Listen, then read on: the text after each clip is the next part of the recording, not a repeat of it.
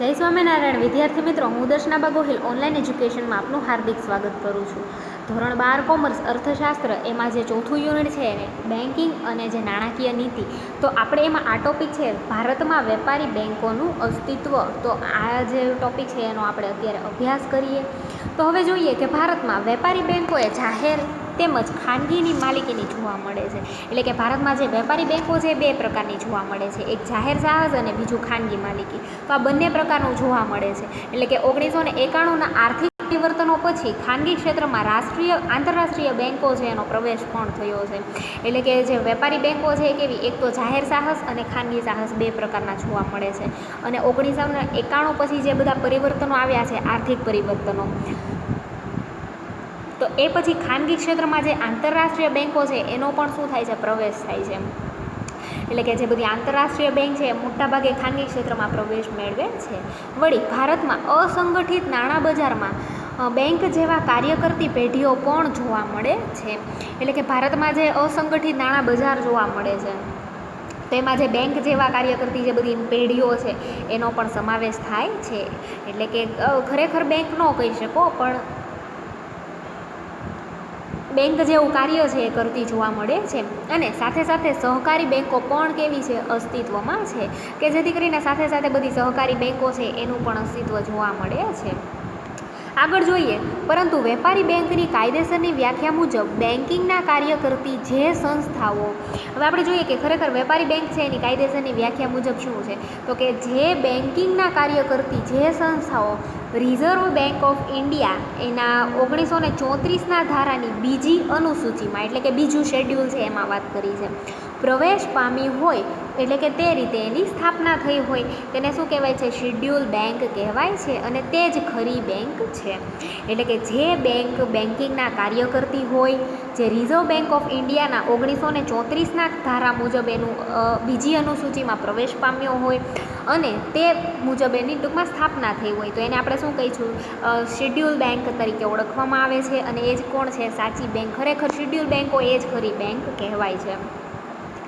આવી બેન્કને રિઝર્વ બેન્કના બધા જ નિયમો અને ધારાધોરણો લાગુ પડે છે. એટલે કે આવી બેન્કને જે આરબીઆઈ હોય એના બધા નિયમ હોય, બધા ધારાધોરણો છે એ લાગુ પડે, એટલે કે એને ફોલોઅપ કરવા પડે. એ જે બધા નિયમ છે એને નિયમ છે એને ધ્યાનમાં રાખી અને કાર્ય કરવા પડે છે. હવે જોઈએ શેડ્યુલ બેન્કો. તો એમાં એક કીધું છે વેપારી બેન્કો અને બીજું કીધું છે સહકારી બેન્કો. તો હવે જે વેપારી બેન્કો છે એની વાત કરી છે, એટલે કે શેડ્યુલ બેન્ક એમાં વેપારી બેન્ક અને સહકારી બેન્ક. તો વેપારી બેન્ક છે એમાં પેલું જાહેર ક્ષેત્રની વેપારી બેન્કો. વેપારી બેન્ક છે એમાં અલગ અલગ પ્રકાર પડે છે. તો આપણે એમાં જોઈએ કે પહેલી કઈ છે, જાહેર ક્ષેત્રની વેપારી બેન્કો છે એની વાત કરી છે. પછી કીધું છે ખાનગી ક્ષેત્રની વેપારી બેન્કો. હવે જે જાહેર ક્ષેત્રની વેપારી બેન્કો અને ખાનગી ક્ષેત્રની બંને પ્રકાર પડે છે, એ ખાનગી ક્ષેત્રની વેપારી બેન્ક. હવે આગળ જોઈએ કે ભારતમાં કામ કરતી વિદેશી બેન્કો, એટલે કે એવી બેન્ક જે કામ ભારતમાં કરતી હોય પણ ખરેખર કેવી હોય, વિદેશી બેન્ક હોય, તો એની વાત કરી છે. પછી કીધું છે પ્રાદેશિક ગ્રામીણ બેન્કો, એટલે કે RRBS, એટલે કે કહેવાય ને કે રિજનલ રૂરલ બેન્ક્સ બધી અલગ અલગ હોય છે, એટલે કે પ્રાદેશિક ગ્રામીણ બેન્ક હોય છે. તો આ રીતે એના પ્રકાર પડે છે. અને પછી કીધું છે સહકારી બેન્કો. હવે જોઈએ કે ઉપરના ચાર્ટમાં શેડ્યુલ બેન્કોનું વર્ગીકરણ જોવા મળે છે. હવે જોઈએ મધ્યસ્થ બેન્ક, એટલે કે જે બધી બેન્કો હોય છે તો એનું કહેવાય ને કે આમ સંકલન પણ કરે છે અને અંકુશ પણ રાખે છે. તો મધ્યસ્થ બેન્કની વાત કરીએ કે દુનિયાના દરેક દેશમાં એક મધ્યસ્થ બેન્ક હોય છે. એટલે કે આપણે જોઈએ ને કે દુનિયાના બધા દેશ હોય તો એમાં એક શું હોય છે, મધ્યસ્થ બેન્ક જોવા મળે છે. એટલે કે દુનિયાના દરેક દેશમાં એક મધ્યસ્થ બેન્ક હોય છે, જે દેશની તમામ બેન્કોની કામગીરીનું સંચાલન, મૂલ્યાંકન અને અંકુશની કામગીરી બજાવે છે. એટલે કે દુનિયામાં આપણે જોઈએ ને કે દરેક દેશમાં એક મધ્યસ્થ બેન્ક હોય છે. એટલે કે એની જે કહેવાય ને કે આપણે કેમ અહીંયા આરબીઆઈ છે, એટલે કે મધ્યસ્થ બેન્ક છે, એમ દેશની તમામ બેન્કની કામગીરીનું સંચાલન, એટલે કે એનું જે બધું સંચાલન છે કે કઈ બેન્ક અને કેટલી બેન્ક છે, કઈ જગ્યાએ આવેલી છે, એ બધું ટૂંકમાં મેનેજમેન્ટ છે એ કરે છે, સંચાલન કરે છે, એનું મૂલ્યાંકન પણ કરે છે અને અંકુશની કામગીરી પણ બજાવે છે. આમ આ ઉપરાંત મધ્યસ્થ બેંક ગ્રાહકોના તથા પ્રજાના હક અને હિતના જાળવણી કરવાના કામગીરી પણ બજાવે છે. એટલે કે ઉપરાંત શું કરે છે કે જે મધ્યસ્થ બેંક છે ગ્રાહકોના જે હોય અને પ્રજાના જે બધા હક હોય અને હિત હોય તો એની જાળવણી પણ કરે છે અને એની કામગીરી પણ બજાવે છે.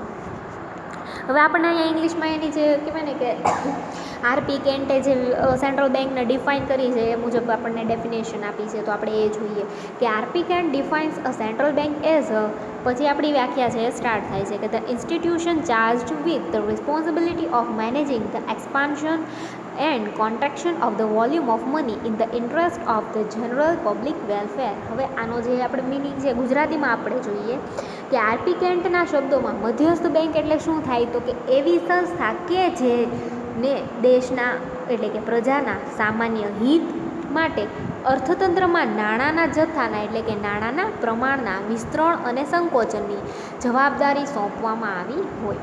એટલે કે આરપી કેન્ટ છે એના શબ્દમાં શું કીધું કે એવી સંસ્થા છે બેંક એ કે જેને શું તો કે દેશના અને જે પ્રજાના જે સામાન્ય હિત હોય બધા એમ, એટલે કે પ્રજાનું જે કોઈ કોમન હિત હોય, વેલફેર હોય છે હિત, અને અર્થતંત્રમાં જે નાણાંનો જથ્થો હોય એટલે કે નાણાંના જથ્થાના પ્રમાણના વિસ્તરણ અને સંકોચન, એનું જે વિસ્તરણ હોય છે અને એનું જે સંકોચન હોય એ તો એની જવાબદારી છે એને સોંપવામાં આવી હોય છે. તો આ રીતે બેંક છે એને આરપી કેન્ટે ડિફાઇન કરી છે. આમ જોઈએ કે મધ્યસ્થ બેંક એટલે દેશની સર્વોચ્ચ બેંક, એટલે કે મધ્યસ્થ બેંક એટલે શું થાય કે દેશની જે આખી મેઇન બેંક હોય, સર્વોચ્ચ બેંક હોય એ, કે જેનું મુખ્ય કાર્ય નાણાં બજાર અને બેન્કિંગ ક્ષેત્રને મદદ કરવાનું હોય. એટલે કે મધ્યસ્થ બેંકનો જે મુખ્ય ઉદ્દેશ્ય શું હોય છે તો કે એક તો નાણાં બજાર હોય છે એ, અને બીજું જે બેન્કિંગ ક્ષેત્ર હોય છે, બેન્કિંગ કાર્ય હોય છે એને મદદ કરવાનું હોય છે. એટલે કે બેંકને કઈ રીતે મદદ થવી, એનો જે રેપો રેટ હોય છે, રિવર્સ રેપો રેટ હોય છે, બેંકનો વ્યાજનો દર હોય છે, બેન્કિંગ ક્ષેત્ર છે તો એમાં કયા કયા અલગ અલગ સેક્ટર છે એમાં જોવા મળે છે, તો આ બધું એનું નિયંત્રણ કરવાનું અને તેને પ્રોત્સાહન આપવાનું છે. એટલે કે બને ત્યાં સુધી એનો જે કહેવાય ને કે પ્રોત્સાહન આપે, એનું નિયંત્રણ કરે કે જેથી કરીને બેન્કિંગ ક્ષેત્ર છે એનો વધુમાં વધુ વિકાસ થઈ શકે, તથા દેશના આર્થિક હિત માટે નાણાકીય સ્થિરતા જાળવવાનું આ ખાસ જરૂરી છે કે દેશનું આર્થિક હિત છે એ માટે નાણાકીય સ્થિરતા છે જળવાવી જરૂરી છે. એટલે કે દેશ છે તો એ માટે જે કોઈ બધી આર્થિક સ્થિરતા છે એ જરૂરી છે કે જો એ નાણાકીય હિત છે જાળવે, એટલે કે નાણાં છે તો એને કઈ રીતે જે બધી થાપણો છે એને સાચવી રાખવી, વધારાની થાપણો છે તો એનું કઈ જગ્યાએ રોકાણ કરવું, ક્યારે રોકાણ કરવું અને કયા ક્ષેત્રમાં રોકાણ કરવું, એનો વ્યાજનો દર છે, એનું જે રિવર્સ જે રેપો રેટ છે અને જે બધી પાછો જે કહેવાય ને કે ફ્લો એનો હોય છે તો એ પ્રમાણે એ ધ્યાન રાખવું જોઈએ ખાસ તો કે નાણાકીય સ્થિરતા છે જળવાઈ રહેવી જોઈએ. એટલે કે દેશનું આર્થિક હિત પણ જળવાય અને એ માટે નાણાકીય સ્થિરતા જળવાઈ રહેતી હોય. આમ સમગ્ર અર્થતંત્ર પર નાણાંના હેરફેરની અસરો છે, એટલે કે સમગ્ર અર્થતંત્ર, આખું અર્થતંત્ર છે એમાં નાણાંના હેરફેરની ઘણી બધી એવી અસરો છે જોવા મળતી હોય છે. એટલે કે સમગ્ર અર્થતંત્ર, આખા અર્થતંત્રમાં એની અસર થાય છે, જે દેશની આર્થિક વૃદ્ધિ તથા વિકાસને અસર પહોંચાડે છે. એને લીધે શું થાય છે કે દેશની આર્થિક વૃદ્ધિ અને આર્થિક વિકાસ આ બંનેને અસર થાય છે. એટલે કે જે નાણાકીય અર્થતંત્ર છે એટલે કે નાણાંનું જે હેરફેર છે એ થતી હોય છે, એટલે કે જે થાપણો જે આવે છે એ સ્વીકારી અને વધારાની થાપણોનું રોકાણ કરવું, તો જે નાણું છે કે ફરતું રહે, એટલે કે એનો મિનિંગ છે નાણું જો આમ પડ્યું રહે તો એનો કંઈ અર્થ જ નથી, એટલે કે ભવિષ્યમાં એ આપણને કોઈ લાભ કરવાનું નથી એમ. એટલે કે જે દેશની આર્થિક વૃદ્ધિ અને વિકાસ છે એને અસર થતી હોય છે. નાણાકીય વ્યવહારોના નિયંત્રણ તથા નાણાંના મૂલ્યની જાળવણીની જવાબદારી મધ્યસ્થ બેંક દ્વારા બજાવવામાં આવી છે. એટલે કે નાણાંના મૂલ્યની જે જાળવણી છે એની જે જવાબદારી છે એ કોના દ્વારા બજાવવામાં આવે છે? મધ્યસ્થ બેંક દ્વારા બજાવવામાં આવતી હોય છે. આમ મધ્યસ્થ બેંક છે આમ કરવા માટે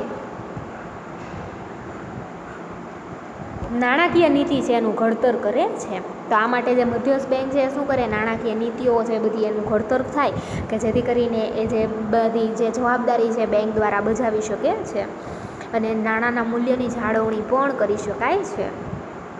ટૂંકમાં મધ્યસ્થ બેંક અર્થતંત્રમાં આર્થિક સ્થિરતાની જવાબદારી સ્વીકારે છે. એટલે કે મધ્યસ્થ બેંક શું કરે કે અર્થતંત્ર હોય તો એમાં આર્થિક સ્થિરતા છે જળવાઈ રહેવી જોઈએ, કે જેથી કરીને આર્થિક સ્થિરતા હોય તો બેંકો છે એનું અસ્તિત્વ પણ જળવાઈ રહે છે.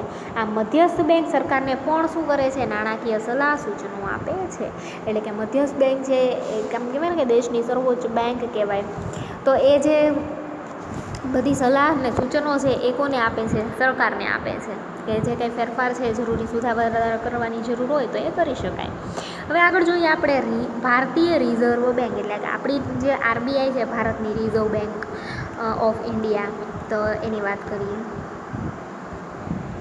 ભારતની મધ્યસ્થ bank A reserve bank of ઇન્ડિયાના નામે ઓળખાય છે. એટલે કે ભારતની જે આરબીઆઈ છે એક આપણે જે એને શું કયા નામથી ઓળખીએ તો કે જે મધ્યસ્થ બેંક છે એને રિઝર્વ બેંક ઓફ ઇન્ડિયાના નામે ઓળખાય છે. હવે અહીંયા આપણને જે એક માર્ક્સમાં પૂછાઈ શકે એવું આપણને આપેલું છે, તો એનો ખાસ આપણે સમજીએ કે 1934ની રિઝર્વ બેંક ઓફ ઇન્ડિયાના કંપની ધારા મુજબ આરબીઆઈની સ્થાપના ક્યારે, તો કે એપ્રિલ 1, 1935માં થઈ હતી. એટલે કે આરબીઆઈની સ્થાપના ક્યારે થઈ હતી, 1 એપ્રિલ 1935માં, અને ₹5 કરોડના ખાનગી મૂડીરોકાણથી આરબીઆઈની સ્થાપના થઈ. એટલે કે કેટલાક 5 કરોડના જે ખાનગી મૂડીરોકાણથી સ્થાપના થઈ હતી. જાન્યુઆરી 1, 1949માં આરબીઆઈનું રાષ્ટ્રીયકરણ કરવામાં આવ્યું. જો એની સ્થાપના ક્યારે થઈ, 1 એપ્રિલ 1935માં. એનું રાષ્ટ્રીયકરણ ક્યારે કરવામાં આવ્યું એમ પૂછે તો 1 જાન્યુઆરી 1949માં આરબીઆઈનું રાષ્ટ્રીયકરણ થયું હતું. તો આ રીતે જે શરૂઆત છે એ 5 કરોડના મૂડીરોકાણથી, પણ કેવા ખાનગી મૂડીરોકાણથી શરૂઆત થાય છે. હવે આગળ જોઈએ આપણે કે આરબીઆઈ દેશની સર્વોચ્ચ બેંક એટલે કે એપેક્સ બેંક છે, જે સમગ્ર બેન્કિંગ ક્ષેત્રની કામગીરી પર ધ્યાન રાખે છે. એટલે કે એ શું કરે કે એપેક્સ બેંક આખું જે બેન્કિંગ ક્ષેત્ર હોય ને એની બધી કામગીરી ઉપર ધ્યાન રાખે. ટૂંકમાં જે નાની નાની બધી અલગ અલગ બ્રાન્ચીસ હોય એની મેઇન જે ક્ષેત્ર છે એટલે કે બધી બેન્કો છે એ ઉપર ધ્યાન રાખે છે. એટલે કે એની કામગીરી છે એનું દેખરેખ રાખે છે, નિયંત્રણ કરે છે અને સંચાલન પણ કરે છે. તેનું નિયંત્રણ કરે છે અને સાથે સાથે ભારતની નાણાકીય નીતિ છે એનું ઘડતર કરે છે. એટલે કે બેન્કિંગ ક્ષેત્ર સમગ્ર બેન્કિંગ ક્ષેત્રની કામગીરી પર ધ્યાન રાખે છે, નિયંત્રણ કરે છે અને સાથે સાથે જે ભારતની નાણાકીય નીતિ છે એનું પણ ઘડતર કરે છે. આમ રિઝર્વ બેંક ઓફ ઇન્ડિયાના કાર્યો, તો ભારતની સર્વોચ્ચ બેંક છે આરબીઆઈ તરીકે નીચેના કાર્યો કરે છે. એમાં પહેલું, આરબીઆઈની નાણાકીય જવાબદારીઓ અથવા તો આરબીઆઈના નાણાકીય કાર્યો. તો હવે આરબીઆઈની જે નાણાકીય જવાબદારીઓ છે અથવા તો એના જે કાર્યો છે એમાં પહેલો આપણે જે છે એનો અભ્યાસ કરીએ, ચલણ બહાર પાડવાનું કાર્ય. તો હવે આપણે જોઈએ કે આરબીઆઈની જે જવાબદારી છે એમાં પહેલાં શું છે જવાબદારી, એક તો ચલણ બહાર પાડવું. એટલે કે આપણી જે બધી કહેવાય ને કાગદી નોટો છે, સિક્કાઓ છે, ચલણી નોટો, તો એનો અભ્યાસ કરીએ કે ₹2 અને 2થી વધુ, શું કીધું છે કે ₹2 અને 2થી વધુ રકમની નોટો છાપવાની અને બજારમાં મૂકવાની ફરજ કોણ બજાવે છે, આરબીઆઈ. એટલે કે ચલણ બહાર પાડવાનું કાર્ય કોનું છે, આરબીઆઈનું છે. અને ₹2 અને 2થી વધુ રકમ, એટલે સૌથી આમાં એવું બધું તમને મિનિમમથી વાત કરી છે. એટલે કે સૌથી ઓછી રકમ કઈ, ₹2ની નોટની પહેલાંની વાત કરી છે. તો એ પ્રમાણે એ અને એથી વધુ રકમની, એટલે કે જ્યાં સુધી નોટ આવે ત્યાં સુધી, માનો કે 2000 નોટ લઈએ આપણે મેક્સિમમ, તો ₹2 થી 2000 સુધીની, તો એ જે નોટો છે છાપવાની અને બજારમાં મૂકવાની ફરજ આરબીઆઈ બજાવે છે. આગળ જોઈએ, પરંતુ સરકારના એજન્ટ તરીકે આરબીઆઈ છે તેમની વહેંચણી કરવાની જવાબદારી નિભાવે છે. એટલે કે ભારત સરકાર છે એ 12 નોટ પાડે, એટલે કે જ્યારે ચલણી સિક્કાઓ છે આની વાત કરીએ આપણે કે આરબીઆઈ ફરજ બજાવે છે. એટલે કે નોટ છાપવાની ફરજ કોની, આરબીઆઈની. જ્યારે ચલણી સિક્કાઓ, ₹1ની કાગદી નોટ ભારત સરકારના નાણાં ખાતા દ્વારા બહાર પાડવામાં આવે છે. ચલણી સિક્કાઓ આપણે જોઈએ ને બધા અલગ અલગ સિક્કાઓ આવે છે, અને ₹1ની કાગદી નોટ એ ભારત સરકારના નાણાં ખાતા દ્વારા બહાર પાડવામાં આવે છે. તો આ ફરજ કોણ બજાવે છે, નાણાં ખાતા છે સરકારના એ. પરંતુ સરકારના એજન્ટ તરીકે આરબીઆઈની તેમની વહેંચણી કરવાની જવાબદારી સ્વીકારે છે. એટલે કે આરબીઆઈ શું કરે છે કે સરકારના એજન્ટ તરીકેની કામગીરી કરે છે એમ. એટલે કે સરકારના એજન્ટ તરીકે આરબીઆઈ તેમની વહેંચણી કરે છે અને આ જવાબદારી છે નિભાવે છે. હવે આગળ જોઈએ આપણે કે સરકારની બેંક તરીકેનું કાર્ય. તો આરબીઆઈ છે એ કેન્દ્ર સરકાર તથા રાજ્ય સરકારની બેંક, તેમના નાણાકીય એજન્ટ તથા નાણાકીય સલાહકાર તરીકેની ફરજ બજાવે છે. એટલે કે આરબીઆઈ શું કરે છે તો કે જે આરબીઆઈ છે તો એ કેન્દ્ર સરકાર અને એ સરકારની બધી બેંક હોય તો એમની એક નાણાકીય એજન્ટ અને એક સલાહકાર તરીકે શું કરે છે, ફરજ બજાવે છે. આમ એજન્ટ તરીકે સરકારના બોન્ડ, સરકારના ખાતાઓ, ચલણી સિક્કાઓ, 1 રૂપિયાની નોટ વગેરેનો વહીવટ કરે છે. એટલે કે સરકારના જે બોન્ડ હોય છે, એના જે બધા ખાતા હોય, અલગ અલગ સિક્કાઓ હોય છે, એ નોટ હોય છે રૂપિયાની, તો આ બધી જે છે એનો વહીવટ કોણ કરે છે, સરકાર છે. એમાં આરબીઆઈ ટૂંકમાં એનો વહીવટ કરે છે તથા સરકારને ધિરાણ પણ આપે છે. હવે ઘણી વખત સરકારને જરૂર હોય એટલે કે સરકારને જ ધિરાણની જરૂર હોય તો એ પણ આપે છે એમ.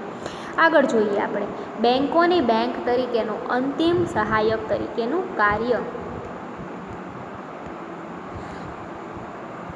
એ જોઈએ આપણે કે આરબીઆઈ છે ભારતની બધી જ શેડ્યુલ બેંકોની બેંક તથા નિયમનકાર છે. એટલે કે અલગ આપણે અગાઉ જોયું ને કે શેડ્યુલ બેંક, તો એમાં બેંકોની બેંક અને નિયમનકાર છે એમ. એટલે કે આરબીઆઈ તે બેંકોની રોકડ અનામતનું શું કરે છે, સંચાલન કરે છે.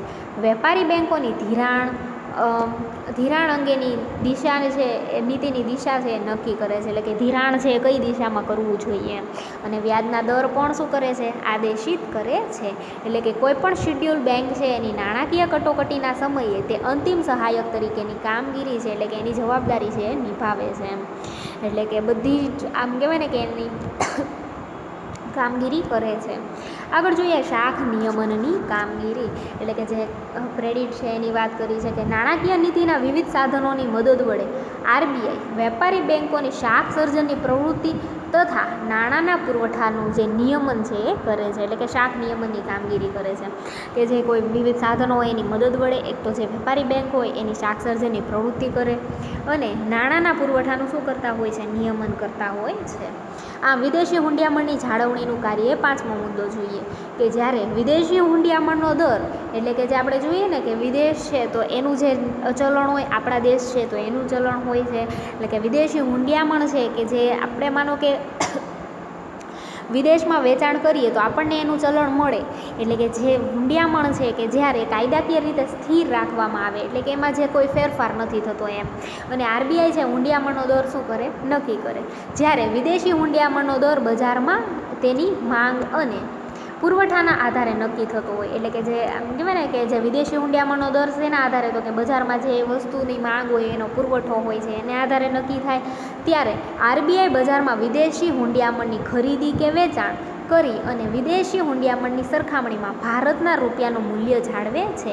એટલે કે માનો કે આપણે જોઈએ તો ડોલર અને રૂપિયો એની વાત કરીએ તો એ પ્રમાણે જે હુંડિયામણ છે એનું ખરીદ વેચાણ હોય એ કરે અને જે વિદેશી હુંડિયામણ હોય એની સરખામણીમાં શું કરે તો કે રૂપિયાનું જે મૂલ્ય છે એ જાળવે.